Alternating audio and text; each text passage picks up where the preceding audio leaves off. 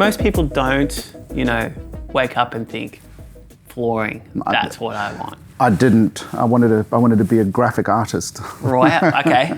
and fell into flooring. And I always say this: if you join the flooring industry, if you're in it for more than 2 years, you'll never get out. It's a great industry. And it's great from a design perspective. It's great from the impact that it has to the design world.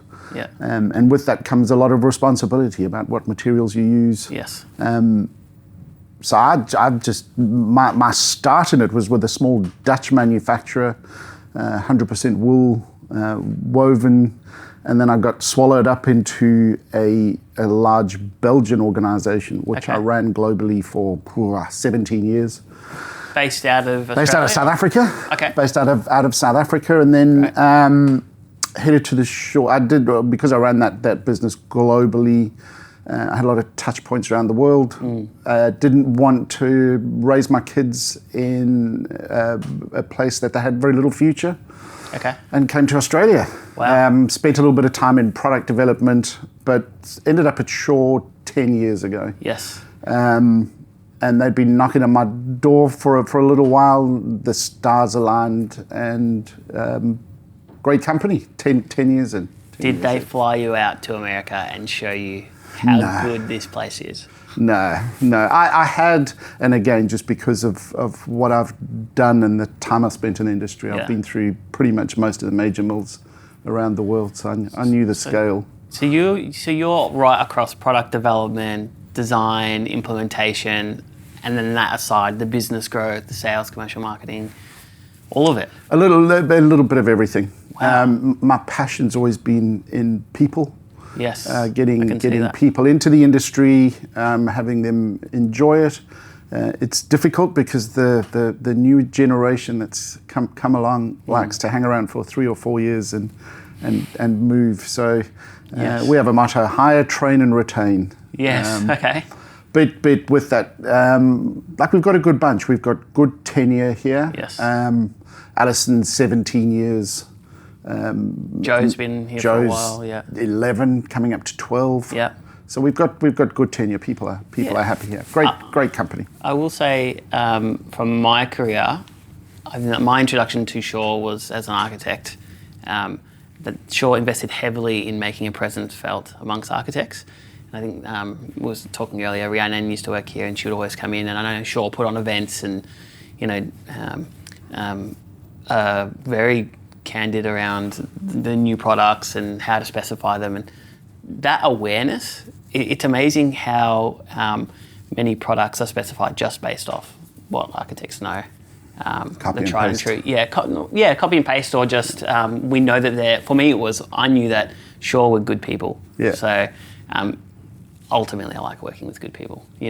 Everyone just wants to enjoy what they're doing, and specifying for a company that are filled with good people makes you inadvertently enjoy the products more because you trust it. Yeah, and I think that trust is critical. That you deliver on your promise. Yes. And you're honest in your presentation of the product and what its capabilities are. Yes. And the good things that we can do with it. I think the industry is shifting dramatically. I think the design and architectural fraternity have got less say.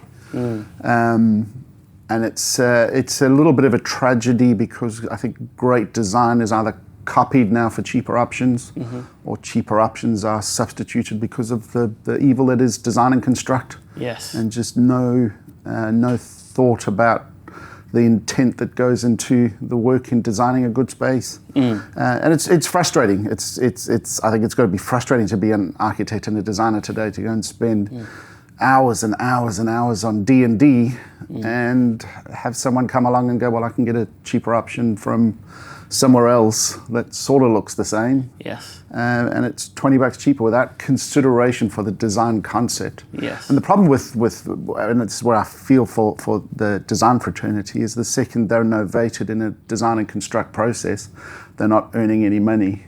Yes. And when substitutions come, is they end up designing for free or having to redesign and reselect for free. Yes. So I think the education process, and to your point, the amount of effort we put into getting designers and architects aware of what we can do, we've got to now go to probably another 2 or 3 levels to hold that the whole way through. Yes. Because you need to add value in the design and construct process, and very often the construction firms have their design managers, Yes. and then you've got a client at the end, and you've got a developer at the end of that. And the wonderful term that is value management. And Value management. yeah, value management. And I wonder if there's a better process around that, around whether or not it's education with architects around pricing, or maybe probably more to the point, head contractors understanding the value behind this product. Yeah. You might pay $5 a square metre for, but you're hitting all of your mandatory green star targets for. I think the fixed price tender, real challenge. Yes. Real challenge, because construction materials are escalating daily. So fixed price tender comes out, you have no choice at some point, because if you've got $100 million to spend, that's what you got. Yeah, I mean, I know. I mean, it's the same in that my wife and I were fortunate to build a house recently. It's a fixed price. It's a fixed price build, and what came with that is value managed. Plasterboard and painters and and all the rest of it. I wonder if it's an education around pricing, but also it's risk management, because there's a lot of risk around pricing for head contractors, and understandably so, but also the longevity of the product. Yeah. I've seen, we work we're a flooring contractor and cleaner, and the amount of times where either cleaning a 12-month-old carpet tile or broad loom in someone's bedroom, that purely because it's an inferior product, not fit for purpose, out of the value management process. So your box is ticked day one in terms of risk, but you've elevated your risk 12 months down the line. Have you seen a lot of that and stepping into that? There's an interesting one, a company that you used to work for. Love them, it's by the busy way. It's busy with a project where they've used us on their second project, because the first project was value managed. Mm-hmm. It went to a direct importer installer, yes. And when it went wrong, there was no support. Yes. Yes. And here's where I think there's a little bit of value in managing that risk and maybe paying that buck a square metre more.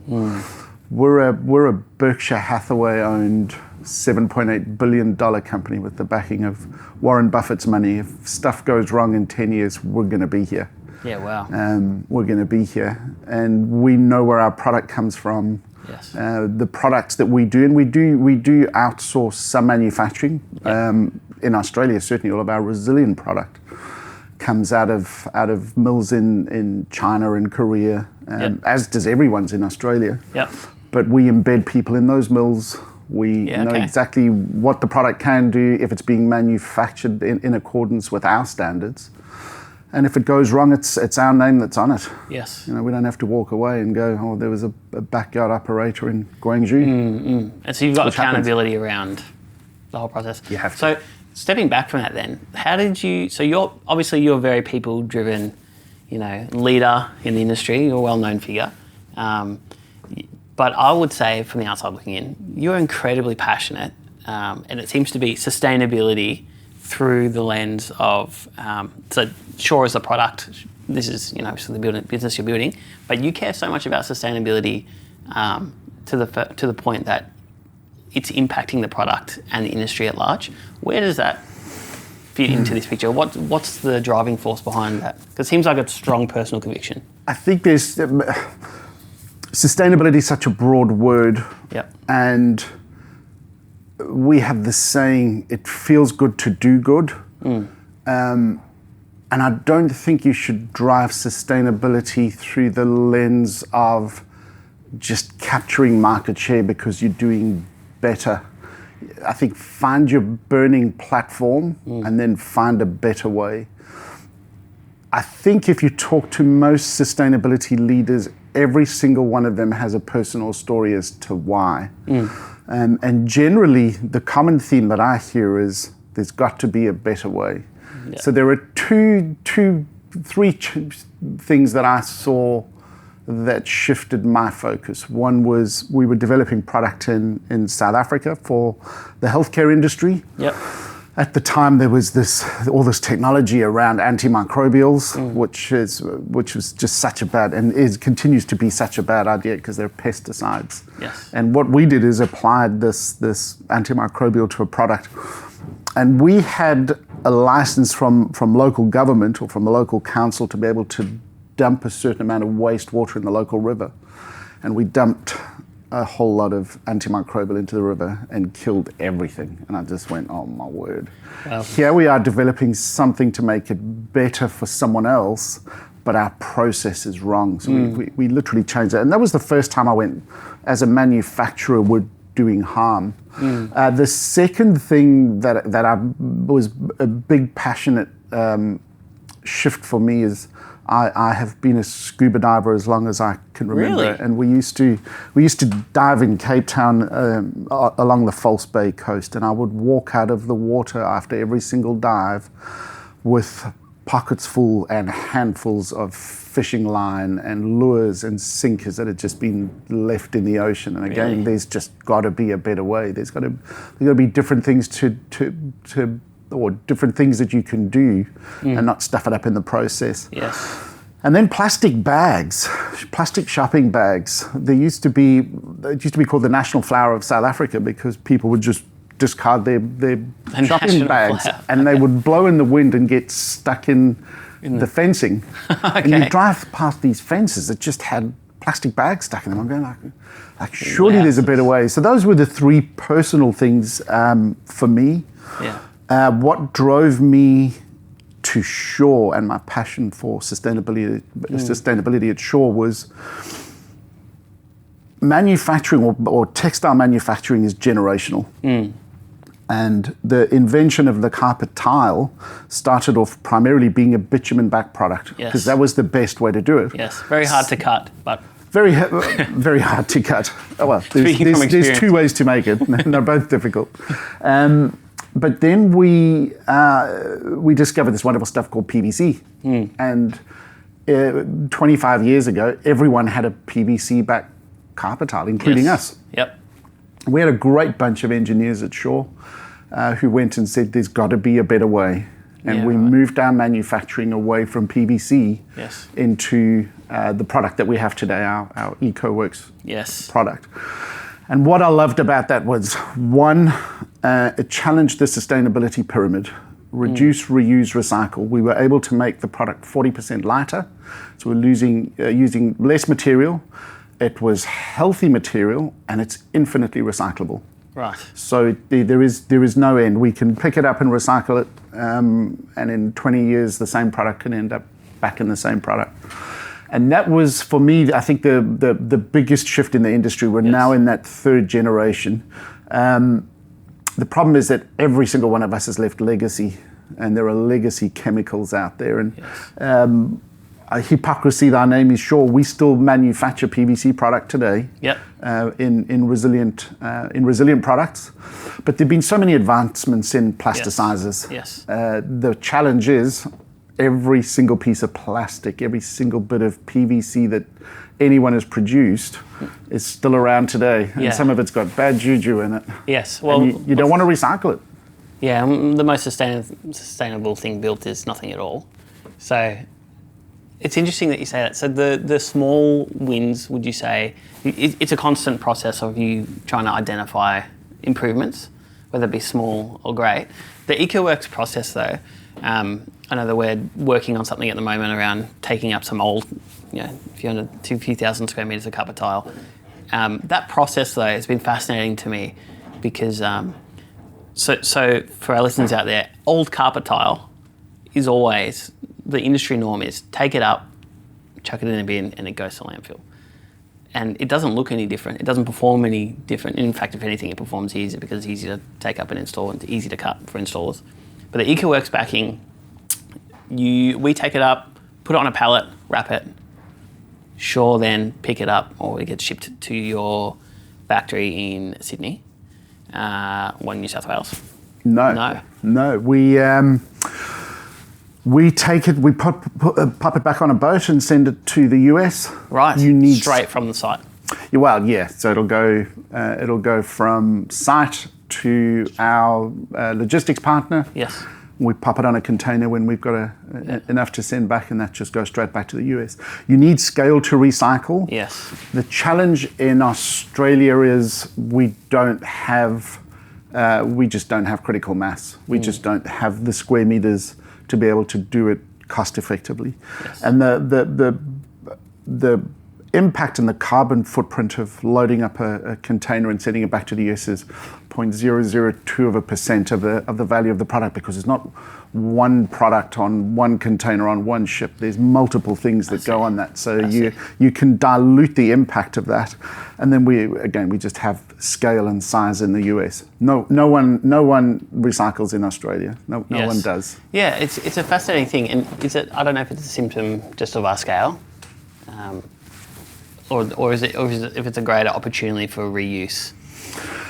I tried reuse. I guess it depends the state of the form, doesn't it? Yeah, and I think the challenge with reuse is, one, no one wants secondhand carpet. Yeah. Unless you're a charity or a startup, and all you're doing again is delaying the inevitable. The second it goes into a reuse program, you lose sight of it. So you can bring 10,000 square meters back, pop it in a warehouse, someone goes, hey, we want to do the right thing and reuse. Yeah. You then lose sight of it. Yes. Because it goes into another building Yes. where someone doesn't care or doesn't know the history. Yeah. And I think the challenge is, there's a great little company we found in New Zealand that created a digital product passport around an entire fit out, not just one product. And that's got to be the future. Yes. We need greater sight of what can come out of a building so that we can actually get it back and reclaim that resource. And those little wins we were talking about earlier, one is going to a product that was infinitely recyclable.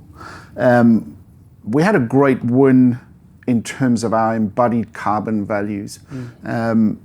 We started off in 2016 with our first EPD, and we were around about 12 kilograms a square meter. We started introducing recycled content, which got us down to the tens. And then this wonderful thing called COVID came along, and we had a real challenge getting enough raw material. So we started putting more recycled content into the product, and that got us down to the fours. And then we went to recycled yarn system, and we're now in some products in the twos. So resource recovery, I think, is critical. Reuse has its place. Yeah. But you're just delaying that inevitable. 60% of our embodied carbon value is in raw material extraction. Yes. So if I take a product like you're sitting on now, which will have about 50% recycled content in it roughly, if I can say 50% of 60% of the carbon value, that's less, and we're all petroleum based in flooring. Yeah. That's less coming out of the ground. And your EcoWorks backing can be recycled over and over again, which is unique. Yes. I'm aware of. Yes. Interesting. And so how then do you see the future, the industry playing out? I know sustainability has really grown exponentially over the last, I would say, 5 critical years in the industry. Now there's, annual conferences, there's that general thinking around sustainability. Shamefully, I think Australia at one point was rainwater tank, solar panels were sustainable. And now there's an understanding around materials, and companies like Shaw are taking responsibility for that.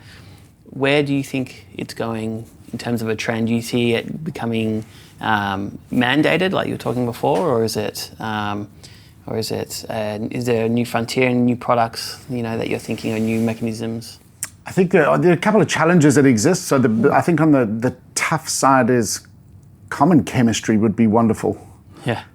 Because then it wouldn't matter whose product we took back. Yeah. If we had common chemistry, but we all try and set ourselves apart in the market. Yeah. So you kind of get locked into your technology. So I'd love to see a common chemistry certainly in textiles. I believe where the industry has to go is just accountability across the board. Yeah. Again, we're held accountable to our stewardship agreements. Yeah. But no one else in the chain is. So we've got to get into a deconstruction or a defit mode, not a demolition mode. And it's called circular economy for a reason, is sometimes there is cost attached to it because there is transport involved. We're all really good in the major centres, but give me a 2,000 square metre take up in Darwin, we're in trouble because it costs a fortune. You got to ship it across the country and then across the world. Is how do we start opening up those channels and getting true accountability? So we get so many phone calls at tender stage or at specification stage, and what are your stewardship programs? What can you do? There are so many certification bodies out there that say you get a gold star or a platinum star because you can do it, but no one's measuring whether we are. And let's I think the future has got to be accountable. Whether you're the landlord or the tenant or the corporate real estate company that's letting out spaces, is do the right thing. Do the right thing. There's roughly between 9 and 12 million square metres of carpet tiles sold in Australia every single year. With a little bit of a slowdown in the new build side now, the refit side is going to be massive. This huge drive to reuse buildings, to convert old office buildings into residential space. We're gonna hang on to buildings for 100 years. You're gonna refit that interior. If we do it every 7 years, 13 times, you're going to redo the interior of a building. Don't care about the bricks and the steel and the glass and the stuff that's going to be there forever. But worry about your fit outs. Choose carefully. We're such a disposal society. And when the race goes to the bottom, you're at the bottom for a reason. Like, what is that company that's really cheap and importing, and what's in their product? Is it healthy? Can it be recycled? And then, of course, will they recycle it? And are they going to be around in 10 years' time? So the cultural change. Accountability, own it. Is there a last question for you? Shoot. What's one thing that you think Shaw are doing, shameless plug, that you wish the rest of the industry were doing? Stewardship. I think we do chemistry and stewardship. I think we are our strongest points, because we actually have a stewardship program and take product back, and I want more of it, and it's measurable.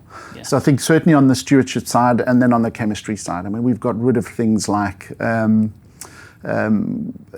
antimicrobials in product. We have PVC-free resilient today. We've got resilient flooring today that at the end of its life can actually be recycled either into carpet or back into resilient. And we can take our carpet product and break it down and turn it into resilient. So we're actually being able to go fully circular throughout the process. Sorry, I know that I said the last question, but I'll lie. Is there a trend towards resilient flooring, or what's the? Resilient flooring is growing. It's probably the fastest growing flooring category at the moment for a couple of reasons. Number one is the advent of build to rent, which people love, because it's one owner. You're not dealing with a strata and 500 customers. You've got one client. They own their asset. They need to protect their investment, and it's more cost effective than going timber. Hotels, a huge trend in that as well. The nice thing about the resilient in Australia is everyone's on the same playing field in terms of product, because other than a little bit of sheeting that gets made in Australia, everything is imported. All your LVT and hybrid product is imported. So 39 million square meters a year comes into Australia, and as a growing category, there is no solution. Certainly things like ResiLoop, which look after trim waste, and again, only in selected products, but you've got 39 million square meters that's destined for landfill coming in every single year. And a lot of that's not sold through formal channels. So as a commercial interiors industry, you've got an architect and a designer and a builder. So again, you can sort of track where it's going. we have no idea what happens to the stuff that goes out of Bunnings and out of Mitre 10 and where it's come from. Yes. And what is the commitment to sustainability in that? We don't even know what's coming in. 39 million square metres. Wow. So some challenges there. Thank you for playing your part. Great to talk to you. Nice to talk to Appreciate you. it, Dave. Thank you.